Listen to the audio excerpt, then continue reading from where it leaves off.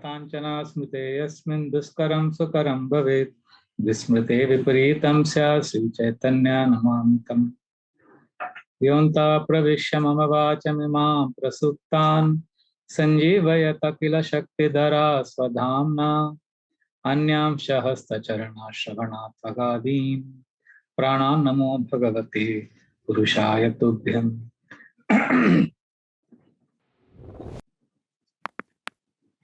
Hare Krishna. Welcome to the weekly class on the Srimad Bhagavatam. We'll continue from where we left off last time, and that was regarding the renunciation of Parikshit Maharaj. And we discussed Shukdev Goswami's exalted position also. And three set of questions have been asked on the origin of Bhagavatam, on the position of Parikshit Maharaj, and on Shukdev Goswami meeting Parikshit Maharaj. Now here we have to understand, because now the answers are going to begin. Now you are going to hear about the origin of Srimad Bhagavatam. This is a very special book which you have in your hand. How did this book originate? This is what is going to be now discussed. But one thing we want to begin with by understanding that here are two examples of great renunciation. The emperor of the planet has given up everything. And a great renunciant who from childhood, from birth itself, has walked out of home. They have met. So this is something spectacular.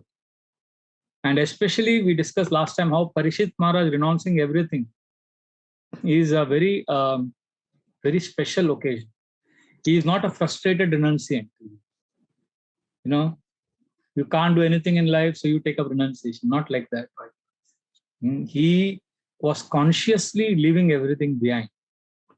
In fact, in the Puranas, there is a contrasting story of Emperor Shikadvaja. He was also the emperor of the planet. And he noticed over a period of time that renunciants are getting more respect in the kingdom.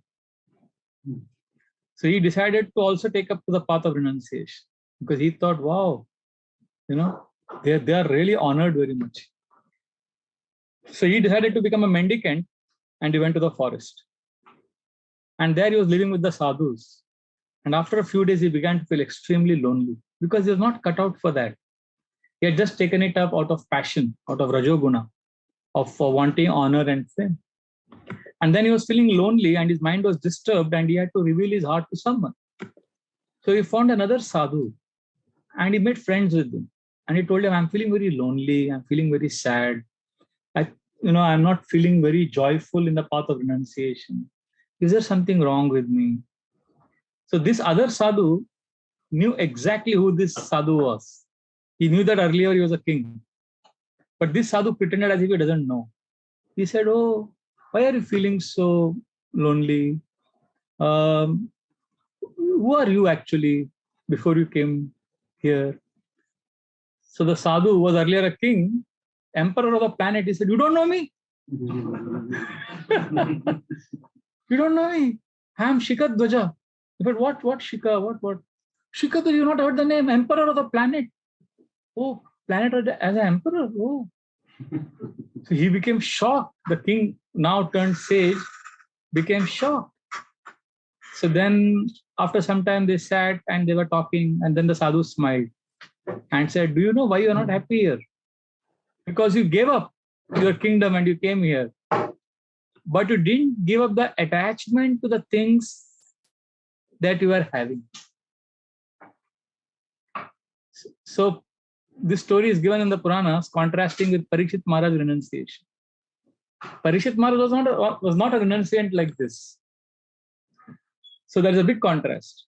And therefore, in the last section which we discussed in the last week's class, verse number 9, 10, 11, and 12, is very important, because here we see that he has renounced at the peak of his youth and when he was giving shelter to people. It is not that he was a failed king, so he had to resign because he was anyway failing. He was successful, peak of success, and he was giving shelter to people. A king is supposed to give shelter. King cannot exploit. A leader, see, people are becoming vulnerable in front of you, that means you are a leader. You can't exploit them. The Niti Shastras give the example how kings like Parikshit Maharaj are ruling. To contrast that, they explain how the tyrannical kings live. Because a king means people are dependent on you and you are supposed to give them shelter and not exploit them. So to explain this, the story is given from the Niti Shastras that two cats were fighting over maybe you can call it a pizza. Both cats said that I want to eat this. So they said, let us go to the monkey. He'll be the judge. He will help us divide half and get equal share. So the monkey divided the pizza into half, but he deliberately made one piece bigger. And when he gave it to both the cats, one cat said, oh, his piece is bigger. And the monkey said, yes, so we will make it equal. So he cut off the excess piece of the pizza and ate.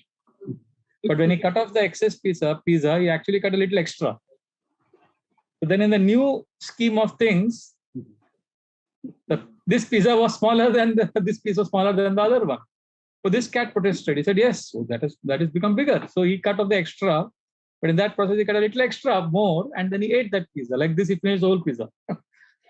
So the Niti Shastras explain how many times people take shelter of a leader, whether it is spiritual authority or a king, hoping that he will be taking care of me, hoping that he will understand that I am vulnerable. But that leader himself exploits the citizens or the followers. That is disastrous. And Parikshit Maharaj was so impeccable that people were taking shelter of him. And it's such a situation that he has left everything. This is very important for us to remember, because now we are going to enter into Bhagavatam. You should not think that, oh, Bhagavatam is teaching, we should all give up. No. Of course, the speaker was the greatest renunciant, the hearer was the greatest renunciant. Doesn't mean we all give up our families. Or sometimes, people say we should not be interested in what's happening in the country, politics, nothing. We just do pure bhakti. We have to do pure bhakti. But at the same time, we are spiritually absorbed, but we have to be socially sensitive. And we have to be culturally accommodating and politically alert also. Politically aware. See, spiritually absorbed, politically aware, socially sensitive, culturally accommodating.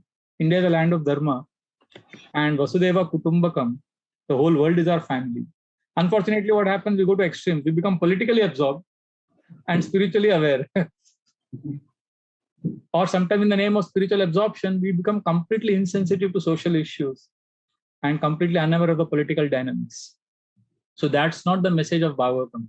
Devotees can't artificially give up being in the society because we are students of Bhagavatam. No, we have to know what is happening. This is inspirational. We read this and learn how to leave the world. But Bhagavad Gita is teaching us how to live in the world. Both are important. If we don't learn how to live in the world, then our living the world also becomes messy. Both are needed. So therefore, Parikshit Maharaj was an exemplary king. No, we can. Culturally accommodating means India. In India, we have ISKCON only. We have people from different Swaminarayan, they're all Gujaratis. Here we have Kashmiri, Keralite, Bengali, African, American. Everybody has a place. Srila Prabhupada has made a house where everybody can live. India is a great example of cultural accommodation. India is the only country where Jews have not been persecuted. India is the safest country for minorities. You take Parsis, Jews, Marwadis, all Jains. Everybody is safe in India. So this is cultural accommodation. Accommodating nature has to be there amongst devotees. So that is what I meant by culturally accommodating. So we have to understand that Parikshit Maharaj is an exemplary king, and his renunciation is an exception. This is not that, okay, we'll also give up everything and become a renunciant.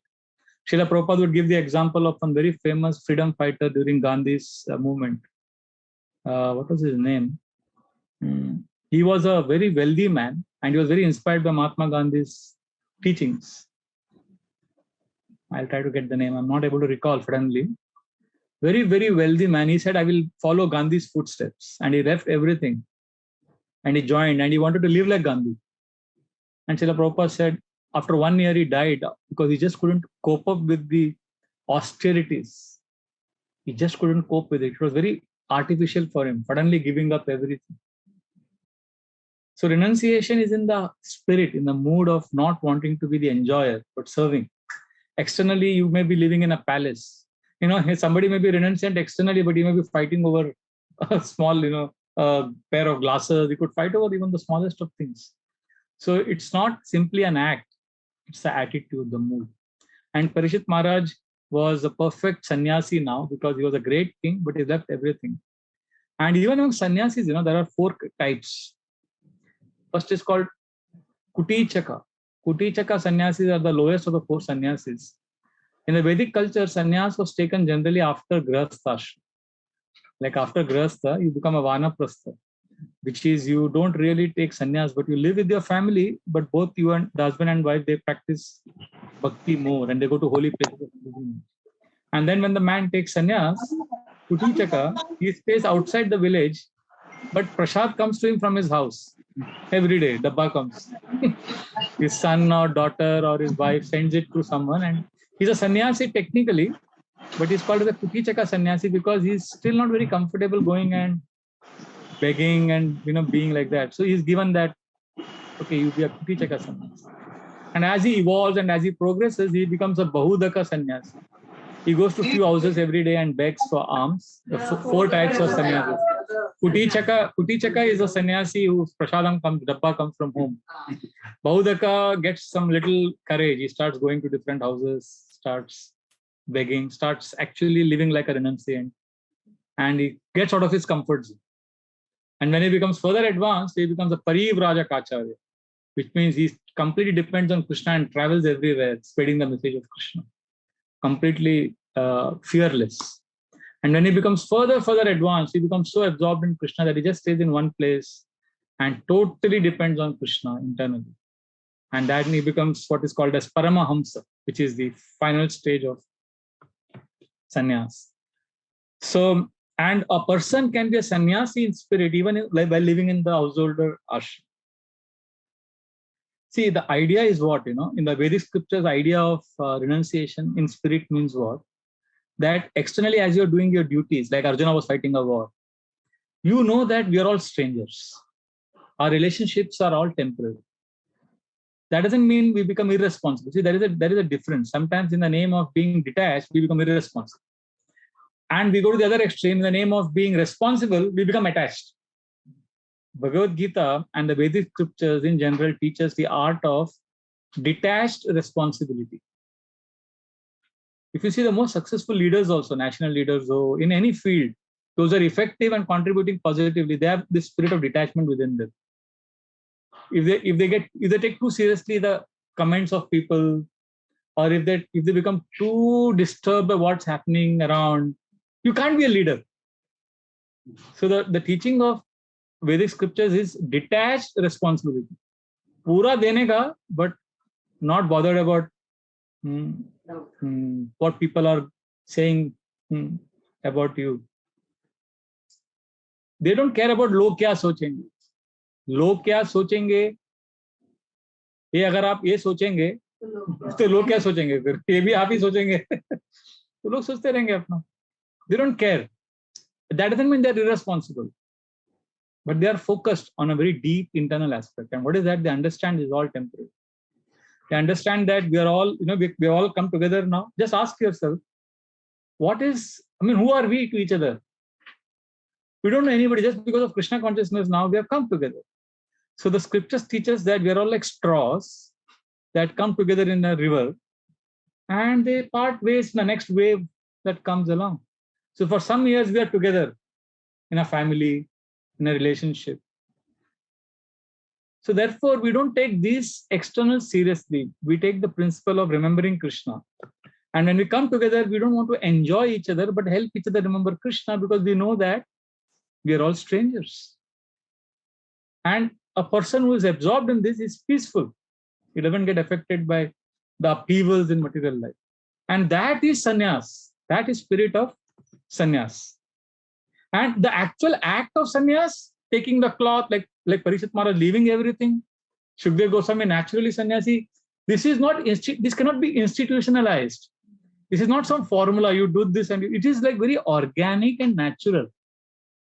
Just like in the, how does the sunrise happen in the morning?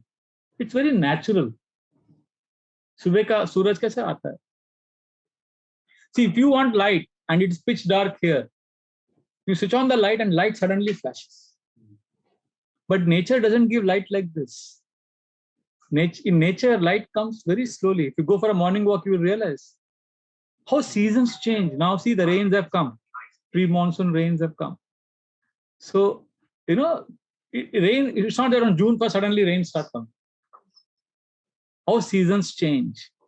How body becomes old. It's not that one day you get up in the morning and suddenly you become old. There is grace, there is harmony, there is beauty, there is rhythm in nature. It happens slowly and organically. Similarly, renunciation also happens naturally. We can't just say, okay, I'm going to give up everything. I've come to Hare Krishna now. No, it won't work like this. Unfortunately, we live in a world where everything happens suddenly. You want light, light. You don't want light, switch off. But nature doesn't work like that. So therefore, we have to understand that you can't randomly take sannyas. We can't do what Parishit Maharaj did. It's all about detachment from material world, which happens organically along with attachment to the Lord. And then naturally, organically it happens. We are right now very attached to our small little world, which is okay. And we move from there by hearing about Krishna. You know, these children on the ocean beach, you will see them make sand castles. And they're so absorbed in it. And their parents are standing on the side and drinking coconut water and enjoying that sight. And then a tiny, tiny tsunami comes and it washes off that sand castle. And the children are crying, oh, I made this house. The parents knew it all the while that it's a matter of time before the waves will come and throw off this castle. So the parents are smiling and they're drinking their coconut water. They are not, as if they already knew it. And the children are not able to understand why parents are not affected by their emotion. So similarly, we are like that grown-up children. Like there's an American saying, the difference in the children and grown-up people is the size of their toys. both are having toys. So we are also made castles in the, so, and there are saintly personalities, you know, they are drinking their Saranamrut or whatever, and they are seeing you are absorbed in a sand castle. And when we face separation from those things that we're attached to, and we are overwhelmed, the saintly people are thinking, but we already knew it. We've been hearing every day in the Bhagavatam classes that it's all going to go away. They're not affected by it. So that renunciation is natural. But we have to go through the pain that attachment brings. These attachments that we have is natural and necessary, both. Even birds are attached to their offspring, right? So everybody is attached, and that's okay. But we slowly go through that pain, purification, and then we remember Krishna. And then we eventually become strong internally, and we're able to detach from the world. So it's organic, it's natural, not a random, impulsive action. Impulsively, when we give up, that is called as Rajoguna or mode of passion. And any activity done in mode of passion gives distress in the long run. वो होता है ना, जोश में करना, हम लोग जोश में नहीं करते, होश में नहीं करते, जोश में करते. So we have to be careful and not to imitate. So this is the background. Now we'll see the answers that are going to begin. Because Bhagavatam speaks about renunciation. The speaker of Bhagavatam is a great renunciant. And the hearer has renounced just now everything. So, you know, all of us, we may get wrong ideas that, okay, now I'll give up my family. No, this disclaimer was needed. Now let us see the answers. We'll begin with verse number 13. Please repeat after me. And after this, Krishna Mata, you can read the translation of the verse when we chant, okay? Verse 13. Tat sarvam na samachaksha prishto yad yakinchana manye tvam vishaye vacham snatam anyatra chandasa. We know that you are expert in the meaning of all subjects except some portion of the Vedas, and thus you can clearly explain the answers to all the questions we have just put to So you. after asking the questions, they are saying that, except some technical aspects, what we need to know, you know everything. We are ready to hear from you. Please answer. So now the answer is going to begin in verse number 14. Suta uvacha Dvapare samano prapte Tritiye yuga paryaye Jatah Parasharad yogi Vasavyam kalaya hare. Sutta Goswami said, when the second millennium overlapped the third, the great sage Vyasadeva was born to Parasara in the womb of Satyavati, the daughter of Vasu. Yes. So when the Dwapara Yuga got over and Kali Yuga was about to begin, at that junction of the two yugas, that's when this incident is happening. See, in Vedic culture, time is not linear, time is cyclical. Just like summer season, rainy season, winter, and then again summer comes. Similarly, the time scale is Satya Yuga, Treta, Dwapara, and then Kali Yuga, then again Satya Yuga. So now he's talking about when actually Bhagavatam was spoken, so at the junction of two time periods. And what happened?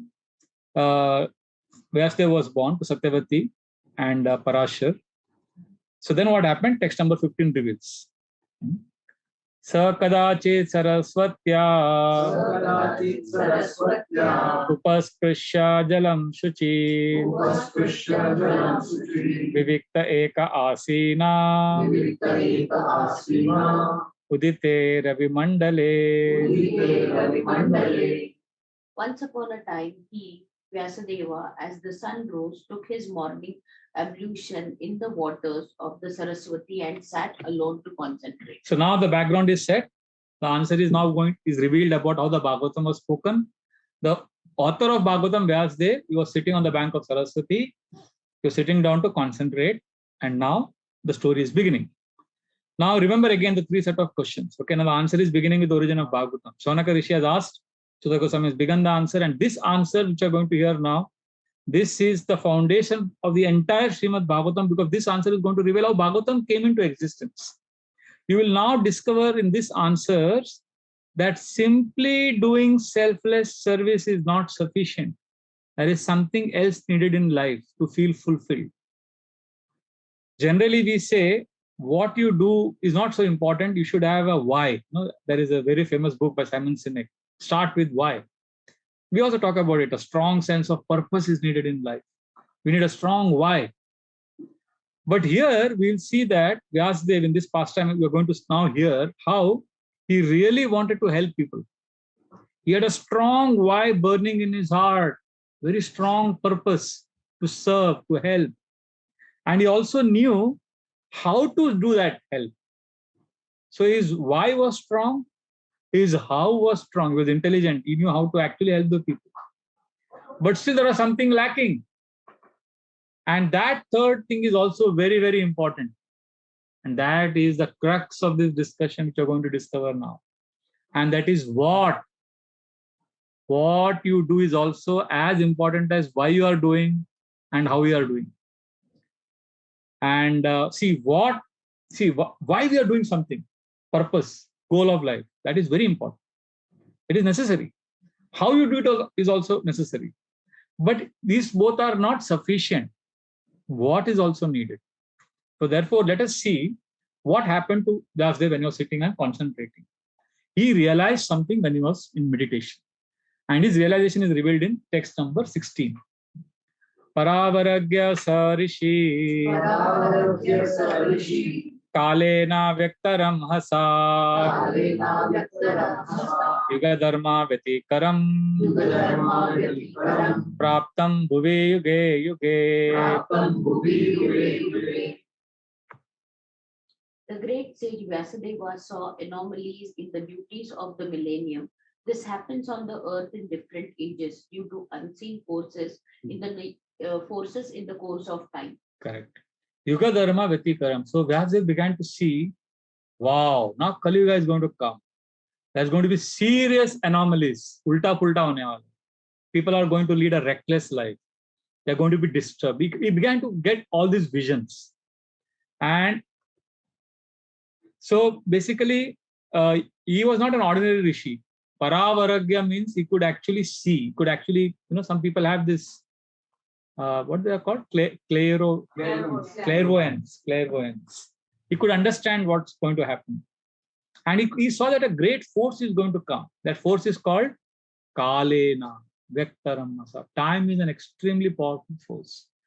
So he could see that time is going to come and destroy a lot of things and people are going to go crazy. Kalena, Ramahasa means a great force called time. And he felt compassion for the people who are going to be suffering this power of time. And he knew that time is going to deteriorate also, and people need shelter. People need to be happy.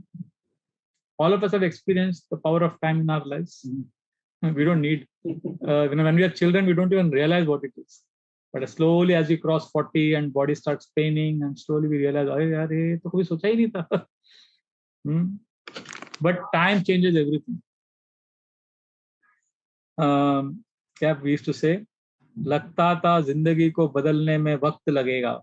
One poet has written, लगता था जिंदगी को बदलने में वक्त लगेगा, पर क्या पता था कि बदलता हुआ वक्त ही जिंदगी बदल देगा.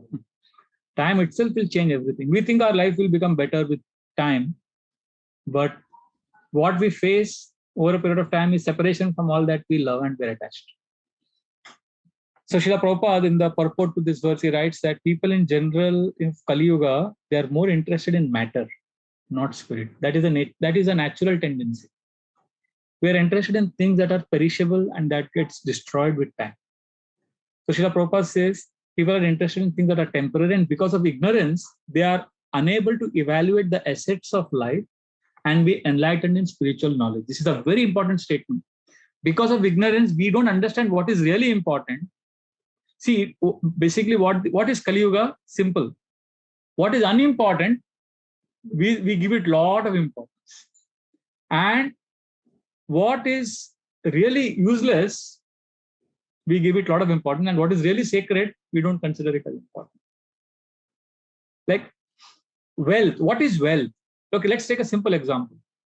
There is something which is wealth. But you see, modern times, people prefer fleeting things to things that carry substance, even in the external world. Like there was a news some time ago about a man who sold his small plot of land because he wanted to buy an iPhone 6. Now, if you compare, now let us not talk about spiritual life. Spiritual life, baad mein discuss karte hain. Let us take, even in terms of material world, common sense. What is more valuable? A piece of land that you have or an iPhone 6? Like before that World Cup, 2019 Cricket World Cup, which was held in England 3 years ago. There was one man who sold his one kidney to get a ticket and go to London and watch the semi-finals India match. And India incidentally lost that match. Can you imagine selling the kidney for the glamour and the euphoria over temporary things is so intense in Kali Yuga that we get carried away. And what is valuable, we consider that as, we are willing to trade that off for something that is fleeting. Like there was one lady who sold family's gold to get a car. If you see car, iPhone, cricket match, and you compare that with land, gold, and kidney. So the point we are saying is, so like just like in this world, there is this kind of dichotomy. Even in spiritual life, spiritual life, human life is meant for understanding about jigyasa, atato brahma jigyasa, understanding higher truths. But we are spending all that energy in thinking about eating, sleeping, sex life, and defending. Ahara, Nidra, Bhaya, and Maithun. I mean, all our discussions, all movies are revolving around these four only. So scriptures tell us that think of something higher, something deeper, which human beings can. We have the potential to understand subjects of deeper significance. Otherwise, we are also condemned. Just like you would look at this girl who sold off gold to get a car, or this man who sold off his kidney to get a ticket, we call him foolish. But there are saintly personalities who look at us and say, you're foolish. You're wasting your time. You have 2 hands, 2 legs. You have intelligence. You are a human being. Animals can't understand this. You can. Why are you not discussing this? So they feel shocked. Just like we feel shocked at a young man's impetuousness, his foolishness. So therefore, this is the scriptural, and Vyasa saw that. And Vyasa is seeing how we in Kali Yuga, we'll be wasting our time. We'll be spending the whole day on Facebook and Netflix. He could see that. So he is going to give a solution. In his contemplation, he also starts seeing solutions because he wants to help, right? So let us see what all he gets ideas. What are his ideas? So verse 17 and 18 is important in this context. Bhautikānām ca bhāvānām Shakti rasam cha tatkritam Ashraddadanan nihisatvan Durmedan Rashitayusha Durbhagamsha Janan Viksha Munir Divyena Chakshusha Sarva Varnashamanam Yad Datyo Hitam Amogadru. The great sage, who was fully equipped in knowledge, could see through his transcendental vision the deterioration of everything material due to the influence of the age. He could also see that the faithless people in general would be reduced in duration of life and would be impatient due to lack of goodness. Thus, he contemplated for the welfare of men in all statuses and orders of life. So Vyasdev saw 2 types of problems. One is he saw that people will take unimportant things to be very precious and vice versa. And second, he also saw, as these verses reveals, that he saw time destroying everything. This is one of the greatest powers of time. Everything is destroyed. If I keep an apple here, after a few days, that apple will be completely spoiled. And now we think, okay, it's not just simply an apple. According to Bhagavatam, even big things will be destroyed by power of time. Like even Himalayan mountain. Bhagavatam says one day, even the Himalayan mountain will be crushed to powder. The oceans will also dry up one day. Like river Saraswati is gone. So we have this body. Some of us may be very young, you may be a model, actor, beautiful. But over a period of time, even if you think you will live like this, be beautiful like this, it will all be gone. So Vyasdev could see this anomaly. And unfortunately, what happens in 21st century, Kali Yuga, this superficial thing, which is seen externally, this will be given a lot of prominence. It's just go to, see, when I'm traveling, I see in the airports, everywhere they have this news, television, breaking news. Sorry. That is very misleading. It tries, they try to, everything is made loud. And it's not really important what we are seeing most of the time. And human beings, if you see, we all have what is called in psychology as a negativity bias. I mean, we like to be attracted to negative things more than positive. That is deep rooted in our psyche. I don't know if you have experienced when you're driving in the road, if you see beautiful flowers, trees, garden next to you, you won't stare at it as much as if you see some accident. Everybody is looking at it.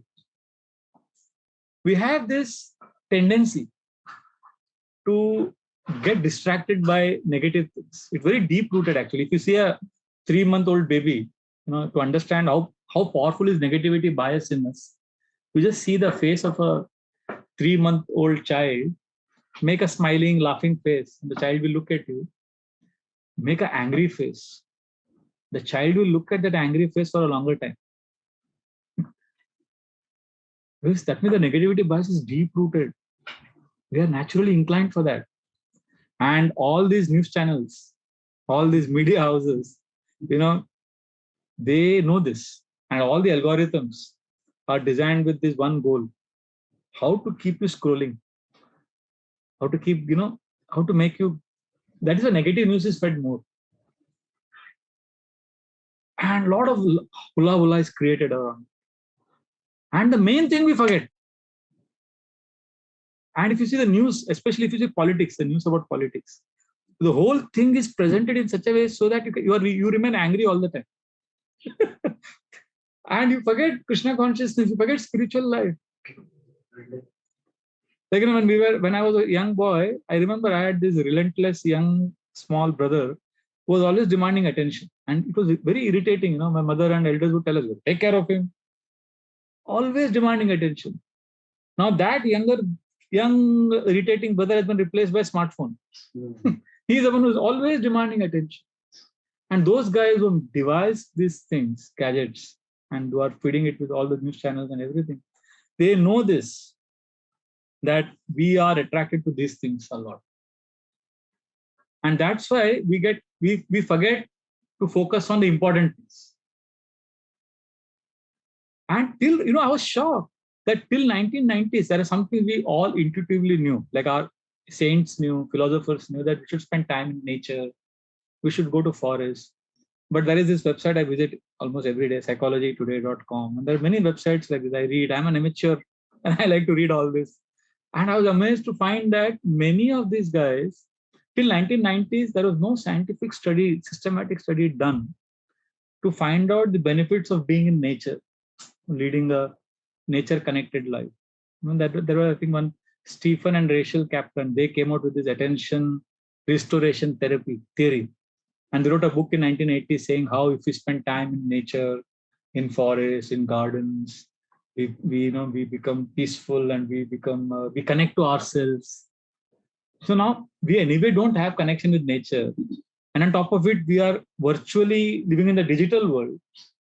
So how disconnected we become from Krishna, from spiritual life? Are you understanding the seriousness of how we are deteriorating in terms of our spiritual quest? Therefore, there is a book there is a psychological term that was devised by one man called Richard Louis, nature deficit disorder. He says this modern generation, he says people who are millennials, he says they are having nature deficit disorder. They're not connecting to nature, Mother Nature.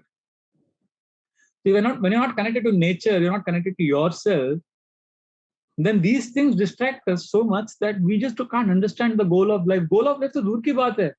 Earlier I remember when we were new in Krishna consciousness, our preaching used to be eating, sleeping, mating, defending is all animal life. We have to have spiritual quest. Now I remember, after meeting so many people, I actually tell people, eating, sleeping, mating, defending, अरे अच्छे से करो, normal करो. वो उसमें इतना disturbance हो गया है. People are eating irregularly, sleep also, people don't have a normal life, normal, healthy, eating, sleeping, mating, defending life. उसको सुधारो पहले इंसान बनो. पहले बोलते थे ये सब बेकार है. Because it was assumed that people are anyway having eating, sleeping, mating, defending in place. So then speak of something higher. But when that itself is so disturbed, then we have to tell people about having a regulated eating, sleeping, mating, and defending. पहले हम छोटे थे तो, I remember growing up in a village, we wanted to sleep at a place where we could see the stars and the moon. Now we want to sleep at a place where I can put my charger. Wi-Fi है क्या? Charger है क्या? क्या हो गया? Where did we go wrong? So we become disconnected. And this has an effect on our spiritual quest also. But I have observed one thing remarkable. Post-COVID, people's interest in spiritual life has grown a lot. I'm seeing a lot of people coming to temple, especially children, teenagers. I never seen huge number of boys and girls coming. The serious inquiry. I hope it continues like this. But generally, people are disconnected. And now what is happening is people are consuming news. There are so many news channels. Every second there is a breaking news. And this is disturbing us, It activates our sympathetic nervous system. We're always in a fight, flight, fright mode, as if there is some war going on. And consuming this kind of negative news all the time, it releases stress hormones. मतलब ठीक है, cortisol वो आपका metabolism बना के रखता है when you're in stress, but overproduction of cortisol, it has a catabolic effect on the body. It destroys all your tissues. एकदम हमेशा एक as if there's a war going on, it disturbs you. It sleep disorder, digestion problems, so many complications. And just imagine you don't have this. कितना simple life रहेगा. And this is a reality called doom scrolling. Have you heard of it? Doom matlab patan. Scrolling, you know what is scrolling. So doom scrolling is a modern reality. Doom scrolling means obsession with negative news. I want to know more negative news.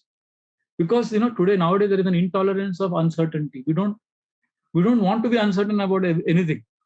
We want clarity, obsession with clarity. Sab kuch clear. So whenever there is open-ended news, or whenever there is different new possibilities, nothing is clear, we get more stressed. And we keep scrolling it more and more and more. And you realize, that my goal of life kya hai? I want to understand Krishna. What happened to that? So media has its own agenda, this TRP agenda, And people think, no, but Prabhuji, when we were small, we were told news. We should know all the news. My father was in government service, so we used to get 1 dozen newspapers every day.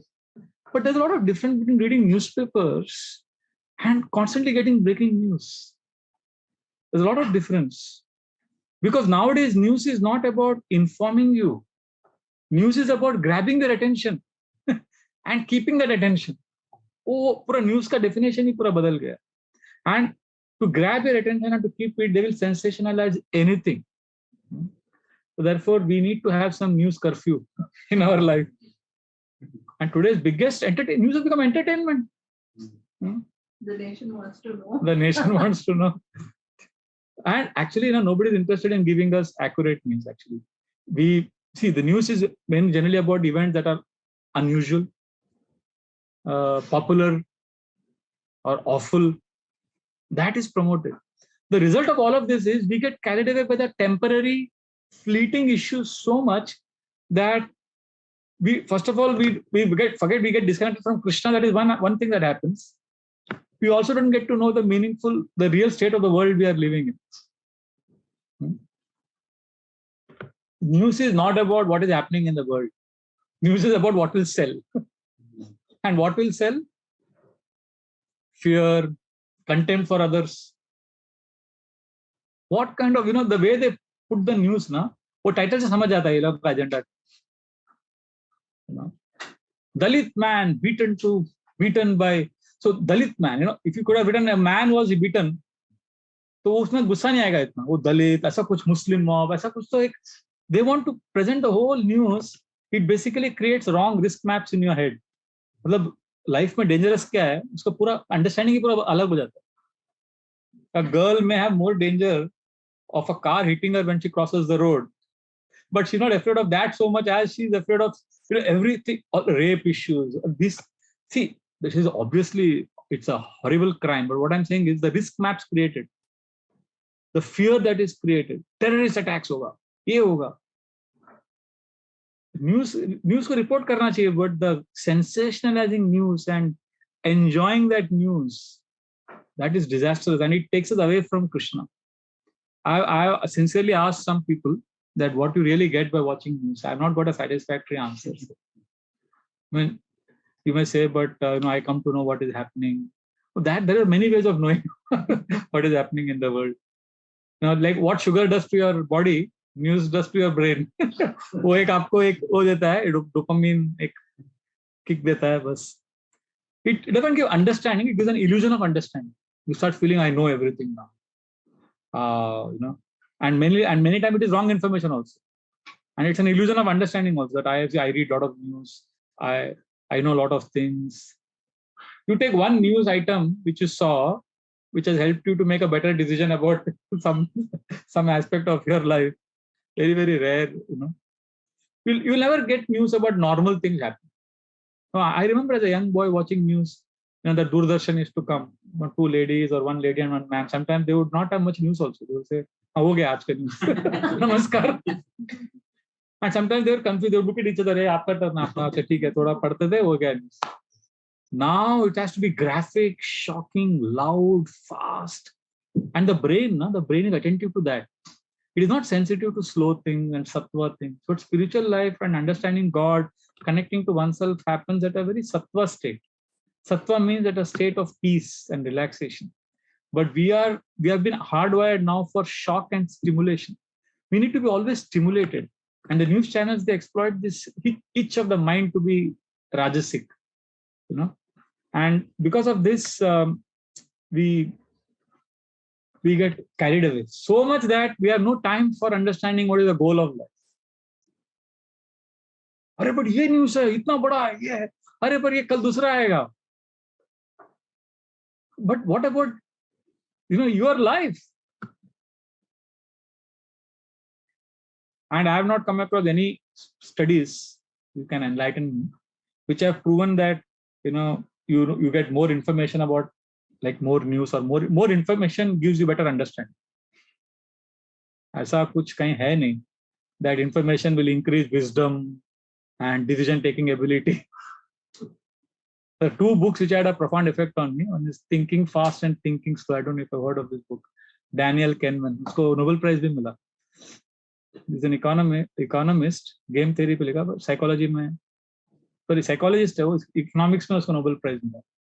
And Malcolm Gladwell, he's a New York Times reporter. He wrote a book called Blink about thinking, and both of them have emphatically said having more information doesn't give you better understanding. It's a news पढ़ के ऐसा नहीं कि आपको बहुत understanding आएगा. Understanding अलग एक subject है. It requires reflection, introspection, and that is what our scriptures give deeper understanding. Chanting helps you to connect with yourself. You need to, when you get the news, you need to digest it. I'll give a simple example. What helps you appreciate and understand better is many things in nature. Like I stay in the 3rd floor in our ashram. If you see, this water cooler is there. There's a building, and I stay on the top floor. And in front of the building, there's a small Vrindavan forest. So the top branch of the tree and our rooms, like Gaur Gopal Prabhu's room and my room, we are neighbors. So we can see the top branch of that tree from our floor. So it's like living with the birds. So one of my friends, ashram mate, Brajraj, he came and told me one day, "Prabhu, you see this nest of the crows?" देखा हमने. If देखना वो, you can see that cuckoo, कोयल, वो अभी ना उसको उधर अंडा डालने का देखना. वो try कर रहा है 2 दिन से. So and every day we used to come and we used to spend for a lot of time and we used to watch this drama. And the crow would go, the cuckoo would come, and then brother बोल रहा था मेरे को, प्रभु जी अभी वो अंडा नहीं डालेगा क्योंकि उसका भी एक ही अंडा है कौवे का. वो जब 4-5 होगा ना तब वो डालेगा. अभी डालेगा तो कौवा आके उसके अंडे को फेंक देगा. And we used to see this whole drama. And then on the 4th, when the 4 eggs happened, then the cuckoo came, and the crow would drive it away. And the whole culture is the cuckoo doesn't have its own nest. वो अंडे डालता है कौवे के उसमें, the कौवा उसको बड़ा करता है. And we saw the the eggs, and we saw how one of them was different. We saw them growing, and it was such a. I thought I became more enlightened by that than all the hi-fi intellectual presentations made on news channels. Because all the breaking news and entertainment cannot give me as much entertainment as watching something real. Like I go to the hanging garden sometimes in the morning. There is a dog whose one leg is broken. Earlier, when the dog had all the 4 legs, he would bark at me a lot. So I उसको biscuit भी देता था, वो नहीं खाता था, भौंकता रहता था मेरे ऊपर. Nowadays, when I go and sit on the bench after my walking, he comes and looks at me, stares at me, jumps on the bench and sits next to me. And as if, we are close friends, as if he's a self-realized sage now. And I look at him and nod to myself, and he's also looking at me. I feel that is more entertaining than you see something on the electronic screen. Even if you're not chanting whole day japa, even if you're not reading Bhagavatam whole day, simply connecting to nature itself can give you so much realizations in life. But nowadays there is so much distraction, and we are not able to connect. And news is simply bubbles. एक ocean में एक bubbles होता है. but there is something deep, right? Ocean के नीचे बहुत बड़ी दुनिया है. Similarly, news के नीचे बहुत बड़ी सच्चाई है. And the reality of the world below the news, that world of reality is seen through scriptures, not through electronic screens and news channels or Netflix shows. See, news is important. I'm not denying it. I'm saying there is an underlying reality which is more important than the news. And that is this thread which binds all the news. That scriptures give. Many of us don't know the geopolitical dynamics right now. What is happening? We just read some news. We have no idea about the civilizational battles that are being fought. We have no idea. We just go by the superficial news and we get carried away. So this is crazy and we are wasting our precious time. And the best, most successful bestseller books also, I've seen I've read stories of Warren Buffett and even our Steve Jobs. You will read most of them. Their favorite books are not on the bestseller lists. Like I saw one of them said David Brooks' Road to Character. Then I got that book on my Kindle and I was reading it. And I checked on the internet, not a bestseller. There are many classy books in the market which may not be popular. So what I'm trying to say is, behind the reality, there is another reality. We are not accessing that. We are just carried away by the glamour, by somebody is a great performer. So we have been very disconnected. So Vyasadeva has seen it and is understood it. And now understanding these problems, he is now giving a solution, which we will start from. That solution we will discuss next week. At least we are on the same page now. We are able to see what Vyasadeva has seen. Now let us see what solution he gives. And you will be amazed to see that he's still not happy. Because there is something more needed. So that we will take it up in our next class. Any comments right now regarding what we've discussed today? See, don't get me wrong. They're not against entertainment. Entertainment has a place in society. Movies have a place. Dramas have a place. Everything. But an overwhelming, when we give an inordinate importance to these things, so much so that we forget connecting to the goal of life, then these events, they make us so absorbed that we realize that I'm dying now and what happened? I wasted my life. Don't give something more importance than what it deserves. Hare Krishna.